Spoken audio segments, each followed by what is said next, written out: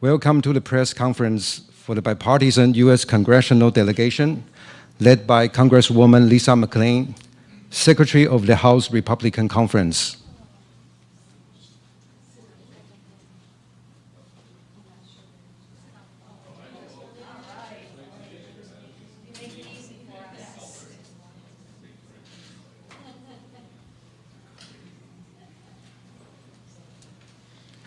Okay, please allow me to introduce our distinguished guests. His Excellency Ambassador Kelly Wu Qiaoxie, Deputy Minister of Foreign Affairs. The Honorable Lisa McClain, Member of the U.S. House of Representatives.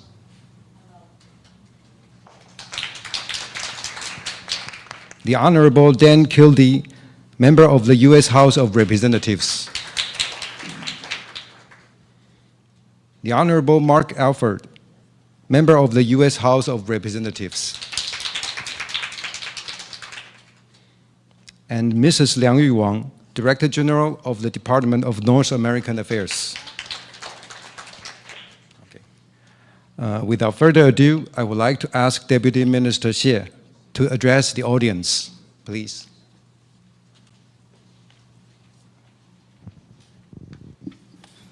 Well, good evening.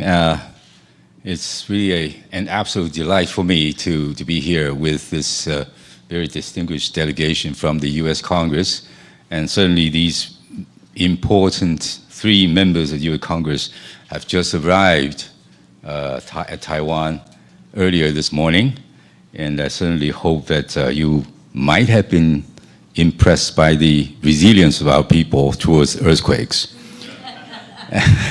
And they will be leaving on the day after tomorrow. But these are very important friends of Taiwan who supports the strengthening of bilateral relations between Taiwan and the United States over the past years. And Congresswoman McClain sits on the House Armed Services Committee, among other committees. Congressman Kildee sits on the Appropriations Committee, which is very, very important. Don't be cheated or fooled by the name of the committee. And Congressman Alford also sits on the Armed Services Committee. And these combined together, this group certainly gives us a taste of how important the security of Taiwan means to the U.S. Congress.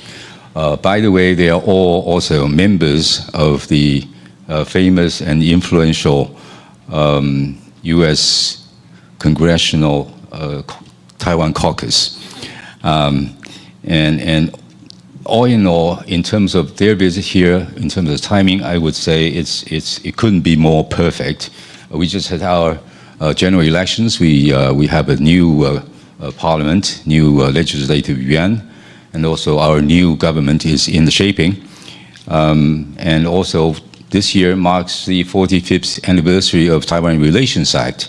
So altogether, I think they are here not only to demonstrate their long-standing support of Taiwan and our relations with the United States, but also they would like to further understand the foreign and defense policies of Taiwan, the current economic situation here, and also our strategies being faced with all the challenges globally. And most important of all, among other things, is the current situation in Taiwan Strait and in the region. So their stay here is very short, but it's going to be a fully sort of packed up visit. They are scheduled to meet with our President, President-elect Lai, and President Tsai Ing-wen. Also other high-level meetings with our officials. And also just moments ago, they just came out from a meeting and exchange of views with our legislators in the legislative yuan. So there must be a lot for them to understand, also vice versa. So without, again, further ado, I shall invite them later on just to to say a few words individually, and then they will be open for questions. So I will give the floor to them, right? So maybe Councilwoman McClain. Thank you. Can you see me over this stand? Well, thank you all for being here. I am honored to be here on this historic visit to this beautiful nation of Taiwan. And I'm honored also to be here on a bipartisan delegation with my colleagues. As a staunch advocate for freedom, democracy, and the rule of law, I'm deeply moved by the resilience and the determination of the Taiwanese people in the face of constant challenges. Taiwan is not just a strategic partner, it's a beacon of hope in a region where the values we cherish are often under threat. The people of Taiwan have built a vibrant democracy, a thriving economy, and a society that celebrates diversity and innovation. Their success stands as testament to the power of freedom and the indomitable human spirit. But make no mistake, Taiwan's importance extends far beyond its shores. It's a linchpin of stability and prosperity in the Indo-Pacific region. As the Chinese Communist Party seeks to assert its dominance and expand its influence, Taiwan serves as a bulwark against authoritarianism and aggression. By standing with Taiwan, we send a clear message to Beijing and to the world. The United States will not waver in our commitment to defend freedom and uphold the principles of democracy. Our partnership with Taiwan is not just a matter of shared values, it's a strategic imperative. It's strategic and imperative, from trade and investments to security cooperation. Our relationship with Taiwan is built on a foundation of mutual respect and mutual benefit. Together, we confront common challenges and seize shared opportunities, ensuring a brighter future for both nations and the entire region. As we continue to deepen our ties with Taiwan, let us reaffirm our unwavering support for its security, prosperity, and democracy. Let us stand together as allies and friends, united in our determination to preserve peace and safeguard freedom for generations to come. I want to thank the Deputy Minister of Foreign Affairs for this incredible opportunity to visit and tour their country. I'm honored to have spoken to so many prominent Taiwanese officials that are shaping the future and fighting for freedom. Thank you, and I will turn it over to my colleague. Thank you. I'm Dan Kildee, also from Michigan. Thank you, Deputy Minister, for welcoming us and allowing us to join you in this bipartisan delegation. It's an honor to visit Taiwan. This is my very first time, like the rest of us, my very first time here. And I want to convey, first of all, my congratulations to the people of Taiwan on another successful democratic election. The United States and Taiwan are close friends and close partners. We share the same democratic values, close people-to-people ties, and deep economic and trading links. Our bipartisan congressional delegation looks forward to finding ways that we can strengthen this already strong relationship, as well as the bonds between the American and Taiwanese people. As the Deputy Minister referenced, this year is an important year. It is the 45th anniversary of the Taiwan Relations Act, an important law that is the cornerstone of the U.S.-Taiwan relationship. And I had mentioned earlier, my uncle served in Congress and was a part of the effort to get the Taiwan Relations Act approved by Congress 45 years ago. So I'm particularly proud to be here today to celebrate that moment. The U.S. Congress and the American people stand with the people of Taiwan. There's no disagreement between Republicans and Democrats on this point. We will continue to advance measures that strengthen the U.S.-Taiwan economic, cultural, and defense relationship. Regarding Taiwan's security, the U.S. House of Representatives just passed the Indo-Pacific Security Supplemental Appropriations Act, which, as we all know, supplies billions of dollars, necessary resources to make sure Taiwan has what it needs in order to defend itself. The Indo-Pacific Security Supplemental Appropriations is an important step forward in making sure that we recognize that national security is important to regional security, it's important to global security, and it's important to the people of Taiwan and to the people of the United States and people across the globe. This relationship is one that is also deepening in terms of our trade relationship. The U.S.-Taiwan Initiative on 21st Century Trade, which I have worked on as a member of the Ways and Means Committee, and the U.S. Congress is playing a role in approving. Our work includes continued efforts also to strengthen our relationship, our economic relationship, by relieving double taxation of businesses and investments between the U.S. and Taiwan. The U.S. Congress, this bipartisan group reflecting this, looks forward to working with you, with your president, with the president-elect, to enhance and strengthen the U.S.-Taiwan relationship. Thank you so much, Deputy Minister. Well, Deputy Minister, thank you so much, and thank you all for being here today. Thank you for your warm hospitality and friendship. What a beautiful, beautiful country you have. Like my colleagues, this is the first time to be here. I hope to come back many times to foster our friendship and relationship. My name is Mark Alford. I'm a congressman from the great state of Missouri. We are in the center of the United States. I call it the heart of America. And we're also called the Show Me State, meaning that we must see with our own eyes before we can confirm our true belief in something.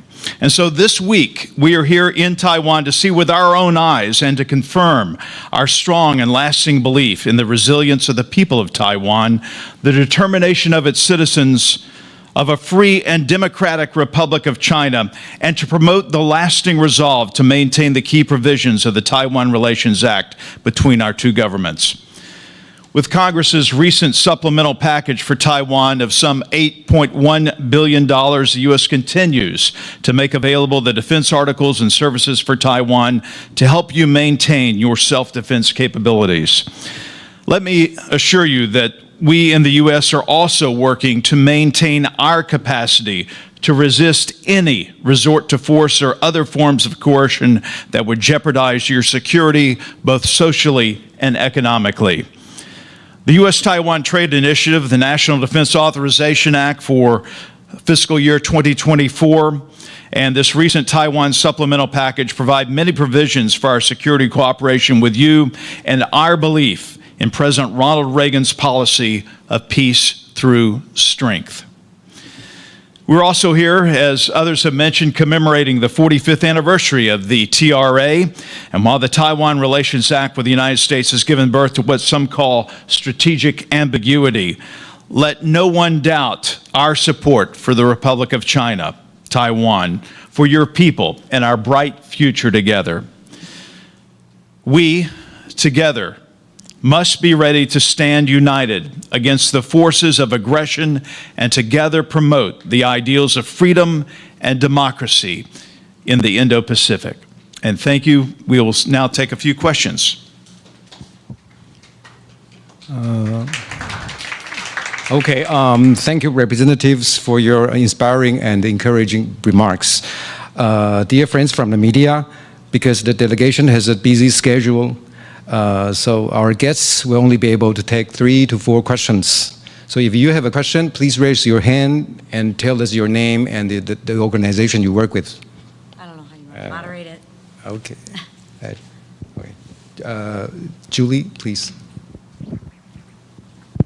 Thank you. I'm Julie from Tai South. First, thank you for visiting Taiwan. I have a question. You all mentioned the Emergency National Security Supplemental Appropriation Act of 2024. But some people in Taiwan remain skeptical of the U.S. So does this act indicate that the U.S. will not abandon Taiwan? And how this visit in Taiwan deepen military cooperation with Taiwan and the U.S.? Thank you. Well, first of all, thank you for the question. And I believe we share the view that actions speak louder than words. We stand with the people of Taiwan. We have said that many, many times. But the actions that we are taking, the security supplemental is a tangible demonstration that when it comes to the need that Taiwan has to defend itself against any aggression, the United States will be there. Secondly, it's important that we support the economic future of Taiwan as well. In the 21st Century Trading Partnership, the relationship that we are trying to enhance also strengthens Taiwan.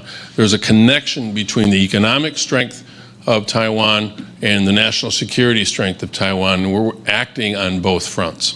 Can I just add one thing? If I could just add one thing to that as well, is if you look at the vote that we just took last week before we left, I think it was almost close to unanimous. Well, unanimous might be an exaggeration, but I think a resounding, the parties spoke resoundingly, both sides, right? Republicans and Democrats. I believe it passed with maybe only 30 no votes, which I think speaks volumes to how we view our relationship with Taiwan. Mark? Yes. Hi, welcome to Taiwan. This is Mark from United Daily. There's a growing concern in Taiwan of whether or not our military purchase from the U.S. will be delivered on time, with 2024 the Emergency National Security Supplemental Appropriation Act being likely passed in the future, which includes fundings that contribute to reinforcing Taiwan's security. Do you think the delivery will speed up afterwards? Secondly, with the crisis in Middle East escalating, do you think it has impacted the support of Biden administration among the U.S. public? Thank you. Do you want to answer the delivery? And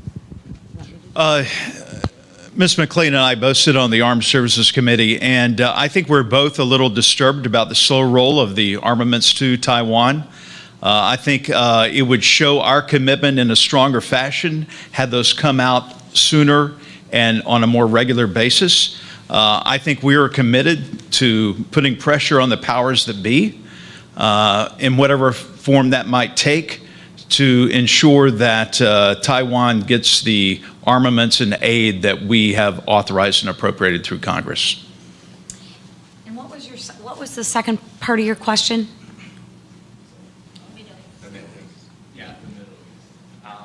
Yeah, because I have heard concerns about the Middle East has impacted the support of Biden administration in U.S. And since this is a bipartisan delegation, so I just thought maybe I will pick your brain a little bit. Thank you. Well, we may all have some comment.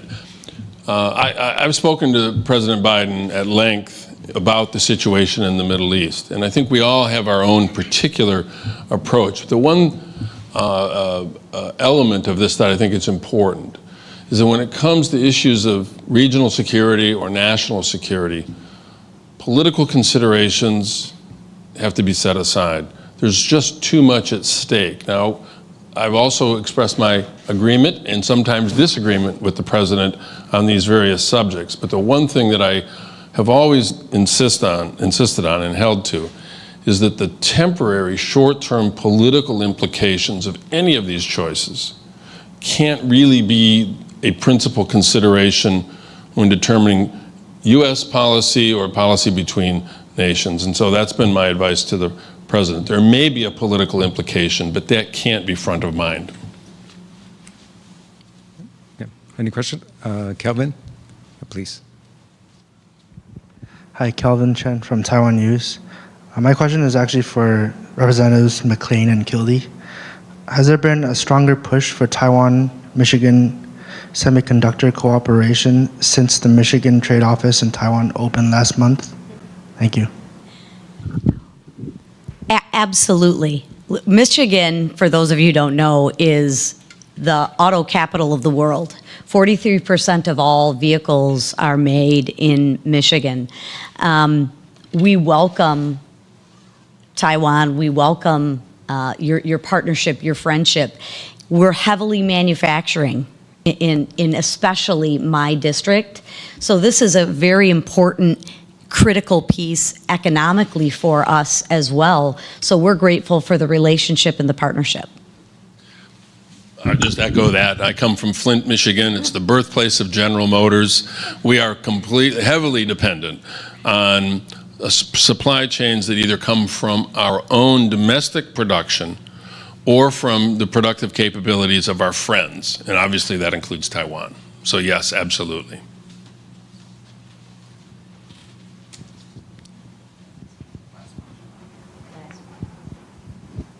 This is Meng Li from VOA.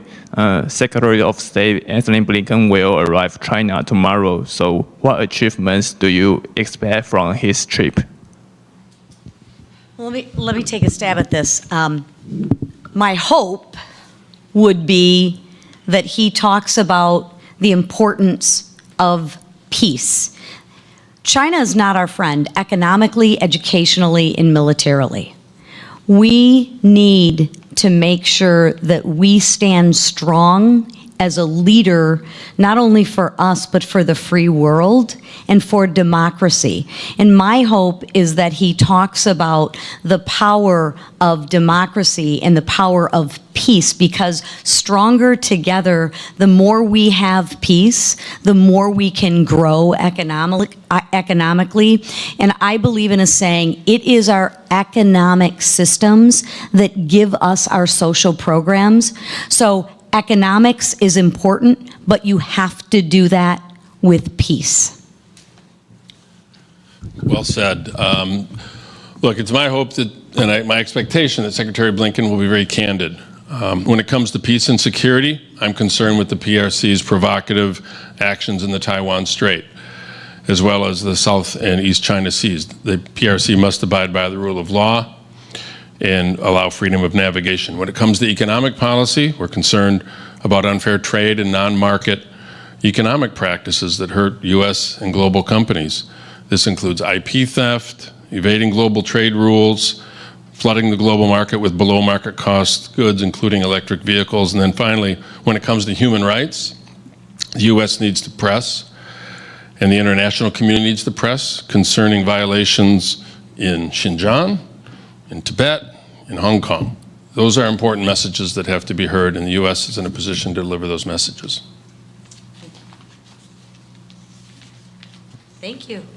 Okay, before we conclude this event, at the request of the friends from the media, we would like to take a group photo to mark this important occasion. So will Deputy Minister Xie and the Director General Wang please join the group in the front as well.